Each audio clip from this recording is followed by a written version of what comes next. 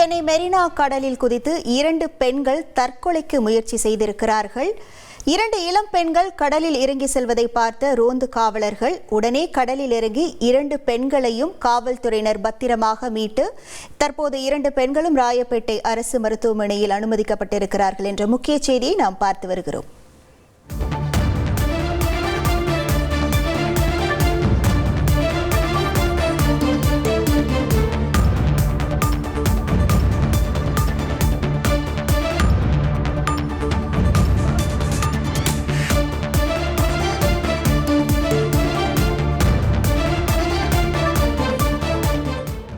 இது தொடர்பான முழு விவரங்களோடு இணைகிறார் நமது செய்தியாளர் சாலமன். வணக்கம் சாலமன். தற்போது இந்த 2 இளம் பெண்களின் தற்கொலை முயற்சிக்கான காரணமாக என்ன சொல்லப்படுகிறது? முழு விவரங்கள். கரையில நேற்று இரவு நேரத்துல 2 இளம் பெண்கள் இறங்கி தற்கொலைக்கு முயற்சி செய்தனர். அப்போது இதனை கண்ட அங்கு ரோந்து பணியில் இருந்த தலைமை காவலர் குமரேசன், காவலர் சங்கர்குமார், முருகன் ஆகியோர் இணைந்து உடனடியாக ஓடி சென்று அந்த 2 இளம் பெண்களையும் கடலில் இறங்கி காப்பாற்றினர்.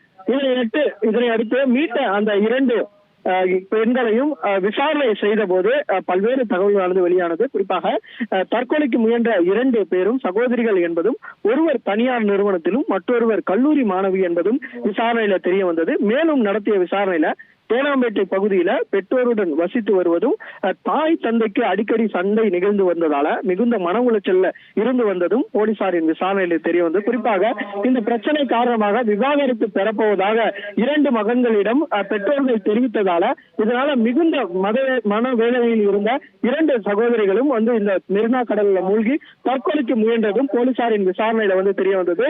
இதனை அடுத்து இந்த போலீசார் மீட்ட நிலையில அவர்கள் இருவரையும் பரிசோதனைக்காக ராயப்பேட்டை அரசு மருத்துவமனைக்கு அனுப்பி வைத்தனர்.